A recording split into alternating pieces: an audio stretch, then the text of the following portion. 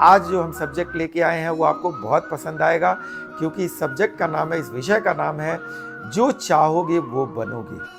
यानी जो हम चाहते हैं वो बन सकते हैं, जो हम चाहेंगे वो बनेंगे। इसी के ऊपर आप ध्यान से इस वीडियो को सुनिएगा कि किस तरीके से आपके अंदर जो ऊर्जा है, जो ताकत है, उसको इस वीडियो से, इस कहानी से निश्चित रूप से एक ताकत मिलेगी। तो कहानी यहाँ से शुरू होती है कि तिब्बत में एक बहुत खूबसूरत आश्रम, बहुत खूबसूरत जो है मंदिर का निर्माण हो रहा था आश्रम में। जब आश्रम का निर्माण हो गया तो एक योग्य सन्यासी की ज़रूरत थी उस आश्रम को संभालने के लिए, जिसमें कि बहुत सारे लोगों का चुनाव करना था, जिसमें से कोई एक योग्य आदमी मिल सके। तो वहाँ के महाराज जी ने कुछ योग्य साधु संतों को बताया देश के अलग अलग जगहों पर। तो उनमें से एक गुरु जी ने 10 लोगों को चुन के भेजने का निर्णय किया तिब्बत। तो 10 लोग जो है तैयार हुए जाने के लिए, जो बहुत अच्छे पढ़े लिखे सन्यासी थे और सारी चीज़ों को समझते थे। लेकिन वहाँ पे जब महाराज जी से किसी ने पूछा कि वहाँ महाराज जी एक पोस्ट है, एक सन्यासी की ज़रूरत है, तो गुरु जी 10 लोगों को क्यों भेज रहे हैं? तो उन्होंने कहा इस सवाल का जवाब मैं ज़रूर दूंगा, लेकिन वो 10 लोगों को तिब्बत एक बार पहुंचने दो, उसके बाद आपको जवाब मिलेगा आपके इस सवाल का। तो हुआ क्या कि 10 लोग जब निकल पड़े तो रास्ते में एक जो गांव आया, तो उस गांव में एक बहुत धनी व्यक्ति रहता था, जो अपनी बेटी की शादी एक ऐसे व्यक्ति से करना चाह रहा था जो प्रथम प्रवेश उस गांव में करे सुबह में। तो वो बहुत धनी भी था, बहुत सुंदर कन्या भी थी, और वो चाहता था कि कोई भी व्यक्ति जो पहले प्रवेश करेगा उसी के साथ वो कन्या की शादी करेगा। तो ये 10 लोग जब प्रवेश करते हैं सुबह सुबह उस गांव में, तो इन्हें जानकारी होती है कि इस तरह से एक धनी व्यक्ति है जिसकी बहुत सुंदर कन्या है, और वो चाहता है कि हम लोगों में किसी एक के साथ शादी करना। तो उनमें जो इनके साथ जो एक व्यक्ति थे, एक सन्यासी, उनके मन में आया कि मैं क्यों नहीं इस कन्या से शादी कर लूं और एक धनी परिवार में यहाँ ज़िंदगी व्यतीत करूं इसी गांव में। तो एनीवे धनी व्यक्ति ने सोचा कि कोई तो तैयार हो ही जाएगा, 10 सन्यासी हैं तो, क्योंकि आए तो सभी एक ही साथ हैं, तो एक ही प्रवेश माना जाएगा इनका। तो इसलिए जो है उनमें से जो एक सन्यासी तैयार हुए, उनके साथ उन्होंने अपनी लड़की की शादी कर दी और वो धनी व्यक्ति के वहाँ रुक गए। इसी तरह से आगे बढ़ते गए और एक एक करके सबको अपॉर्चुनिटी कुछ न कुछ ऐसी मिलती गई बड़ी बड़ी कि वो वहीं पे रुकते गए, और लास्ट में तिब्बत से पहले 15-20 मील पहले बच गए 2 सन्यासी, और बाकी सब लोग जो है रुक गए रास्ते में ही अपॉर्चुनिटी मिलने की वजह से। बाकी जो 2 लोग रुके थे तो देखते हैं कि बहुत वहाँ पे आवाज़ सोर्स जोर जोर से हो रही है, और कुछ लोग जो है हमारे सनातन संस्कृति को गाली दे रहे हैं, बौद्ध धर्म को गाली दे रहे हैं, तिब्बत में जो हो रहा था सांस्कृतिक कार्यक्रम उसको गाली दे रहे हैं। तो कहीं न कहीं उनका व्यवहार बहुत नास्तिक व्यवहार लगा इन दोनों सन्यासियों को। तो उनमें से एक सन्यासी ने बोला कि महाराज जी, दूसरे सन्यासी से कहा कि मुझे यहाँ रुकना चाहिए, ये नास्तिक लोगों को हमें आस्तिक बनाना है, हमें हमारे सनातन संस्कृति के लिए एक सम्मान पैदा करना है और इनको हमारी आवश्यकता है। तो वो भी वहीं रुक गए। ले दे के बचे एक सन्यासी, और वो तिब्बत जब आश्रम में पहुंचते हैं तो वहाँ पे महाराज जी से जब मुलाकात होती है, तो जिसने भी पहले सवाल किया था कि महाराज जी एक आदमी की जगह 10 को क्यों बुलाया जा रहा है, उनको महाराज जी ने बताया कि देखा 10 लोगों को चुना गया था इस कार्य के लिए, तो एक यहाँ पे पहुँचे, बाकी 9 लोग रास्ते में कहीं न कहीं दूसरी मंजिल की तरफ मुड़ गए। तो इसी तरह से हमारे जीवन में अगर 10 लोग किसी काम के लिए निकलते हैं, किसी चीज़ का मन बनाते हैं, तो एक आदमी उसमें सफलता प्राप्त करता है। ये तिब्बत का आंकड़ा है कि तिब्बत के लोग मानते हैं उस टाइम कि 10 लोग निकलेंगे तो कोई एक वो काम संभव कर पाएगा। लेकिन इजिप्ट में और दूसरे देशों में तो लोग मानते हैं कि सैकड़ों और हजारों की संख्या होनी चाहिए, तब जाकर के उसमें से एक व्यक्ति उस सफल मंजिल तक पहुंच सकता है, उस मुकाम को प्राप्त कर सकता है। इसी तरह से हमारा जीवन है, हम तमाम तरह की कठिनाइयों को पार करते हैं, तमाम हजारों लोगों की झुंड में निकलते हैं, लेकिन मंजिल हजारों लोगों को नहीं प्राप्त होती है, किसी एक व्यक्ति को प्राप्त होता है, बाकी लोग मंजिल से पहले ही भटक जाते हैं। तरह तरह के प्रलोभन में, तरह तरह के लोभ में, तरह तरह की दिक्कतों में, तरह तरह की चीज़ों को फेस नहीं कर पाते हैं और वो उन कठिनाइयों का सामना नहीं करते हैं जिन कठिनाइयों से मंजिल प्राप्त होती है। तो मित्रों, आज जो हम बताना चाह रहे हैं वो ये कि अगर आप जैसा चाहते हैं वैसा बनना चाहते हैं तो आपको भीड़ से नहीं घबराना है, कंपटीशन से नहीं घबराना है। आपको आपकी मंजिल दिखाई देनी चाहिए। जैसा चाहते हैं निश्चित वैसा बन जाएंगे। आप परमात्मा को चाहते हैं मिलना तो परमात्मा से मिलन होगी।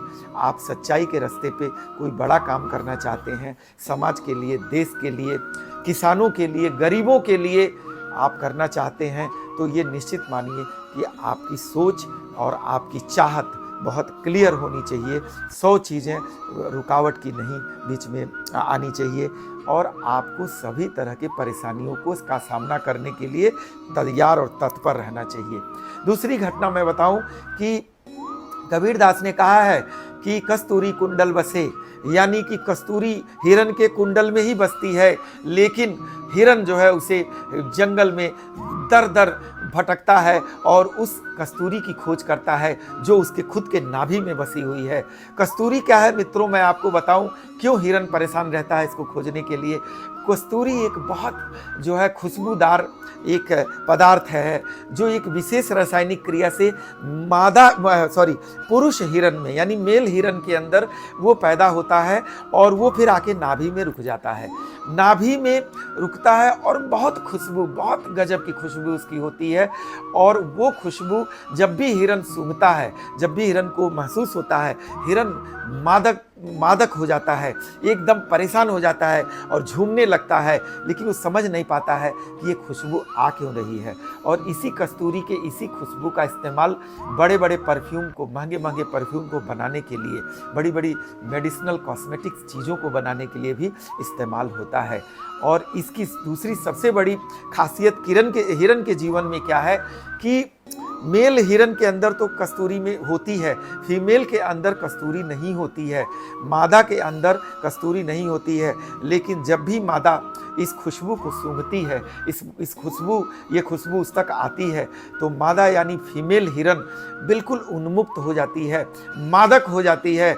उसके जर्रे जर्रे से, रोम रोम से प्यार उमड़ने लगता है और ये समय वही होता है जब मादा हिरन यानी मेल और फीमेल हिरन के मिलने का समय होता है, जिससे इनके प्यार की दुनिया आगे बढ़ सके, जिससे इनके सांसारिक जीवन को आगे बढ़ने में मदद मिल सके। तो ये कस्तूरी सभी मादा हिरन को यानी फीमेल हिरन को आकर्षित करती है अपनी सुगंध से और मेल हिरन भी जो है इस सुगंध का हमेशा दीवाना रहता है। लेकिन मेल हिरन आज तक नहीं जान पाए हैं कि ये कस्तूरी, ये खुशबू, ये अनमोल चीज़ उनके अपने अंदर इनबिल्ट है। वो धक्के खा रहे हैं, जगह जगह घूम रहे हैं। इसी तरह से हमारे मानव जीवन में भी ईश्वर हमारे अंदर हैं, परमात्मा हमारे अंदर हैं, टैलेंट हमारे अंदर है, खुशियाँ हमारे अंदर है, स्वास्थ्य और हेल्थ को प्रमोट करना, जानना, देखना वो हमारे अंदर है। लेकिन हम अपने अंदर खुशियाँ नहीं देख के बाहर ढूंढते हैं, बाहर हमें वो खुशी नहीं मिलती है, लेकिन दर दर हम भटक रहे होते हैं। परमात्मा हमारे अंदर है लेकिन हम बाहर परमात्मा को ढूंढने की कोशिश करते हैं और बाहर हमें परमात्मा कहीं उस रूप में नहीं मिलता है जिस स्वरूप में वो हमारे अंदर विद्यमान है। जिस खुशियों को हम बाहर ढूंढते हैं वो खुशियाँ कहीं न कहीं हमारे अंदर विद्यमान हैं। इसीलिए कई बार कहा गया है कि जब आप अकेले रहते हैं तो आप मेडिटेशन करिए, सुबह सुबह योग करिए, शांति से रहिए और आप परमात्मा को पाने के लिए परमात्मा का ध्यान करिए, खुशियों को पाने के लिए खुशी का ध्यान करिए। आप देखिए लाखों करोड़ों लोगों से अलग हो जाएंगे, दुनिया में आपकी एक अलग पहचान हो जाएगी और आपको कहीं भी बाहर किसी चीज़ को पाने की और ढूंढने की ज़रूरत नहीं है, क्योंकि सब कुछ यहाँ से होता है। हमारा स्वास्थ्य अच्छा होना चाहिए, हमारा खान पान अच्छा होना चाहिए, हमें परमात्मा को पाने की शिद्दत होनी चाहिए। खुशियाँ और सफलता के साथ साथ दूसरों के जीवन में खड़ा होने की एक अंदर से ताकत होनी चाहिए। कहीं न कहीं ये छोटी-छोटी चीज़ें हमें महान बना देती है और हम जो चाहते हैं दुनिया में वही बनते हैं। और अगर ऐसा नहीं होता तो यकीन मानिए कि बहुत सारी देखिए खूबसूरत स्त्रियाँ, खूबसूरत महिलाएँ हमारे जब सामने आती हैं तो कई बार लगता है कि काश ये हमें मिल जाती, हमारे से इनका जान पहचान हो जाता। लेकिन जब जान पहचान हो जाती है, दोस्ती हो जाती है और 1-2 बार मिलने के बाद कई बार इंसान दूर हो जाता है। तो अगर खुशी उसी स्त्री में है, अगर खुशी उन्हीं दूसरे लोगों में है, तो हम अलग क्यों हो जाते हैं? हमें तो हमेशा साथ होना चाहिए उनकी, लेकिन ऐसा नहीं होता है क्योंकि बाहर की खुशी क्षणिक खुशी होती है। हमारे अंदर की खुशी ये असीम और अपार होती है और जीवन पर्यंत होती है। तो अगर आपको जैसा चाहते हैं वैसा बनना है, तो आप कहीं न कहीं उसका अंश आपके अंदर होना चाहिए।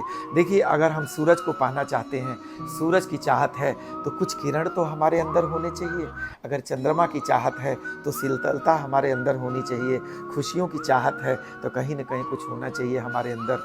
इसी तरह से जैसे दूध में अगर थोड़ी सी दही न मिलाई जाए तो कभी भी दूध दही का स्वरूप नहीं ले सकता है।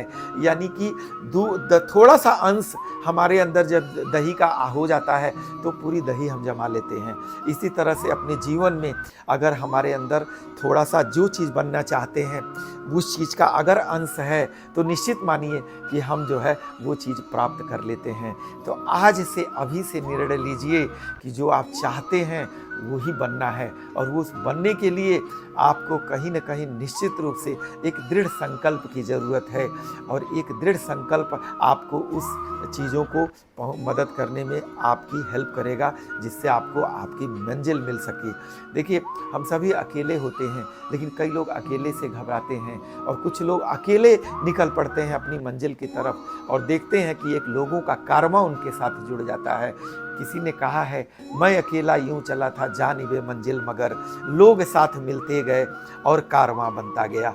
तो कहीं न कहीं हमारे जीवन में ये उत्साह होना चाहिए।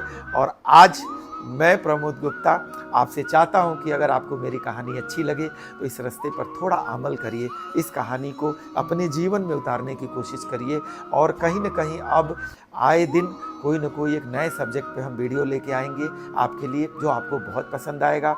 वो आजकल के सांसारिक घटनाओं पे हो सकता है, आजकल के मोटिवेशन पे हो सकता है, आजकल के और जो बाहरी सब्जेक्ट हैं उन पे हो सकता है। तो बस आप मेरे साथ अपना आशीर्वाद और प्यार बनाए रखिए और हो सके तो हमारे चैनल को सब्सक्राइब करिए। ढेर सारा प्यार। नमस्कार। जय हिंद, जय भारत।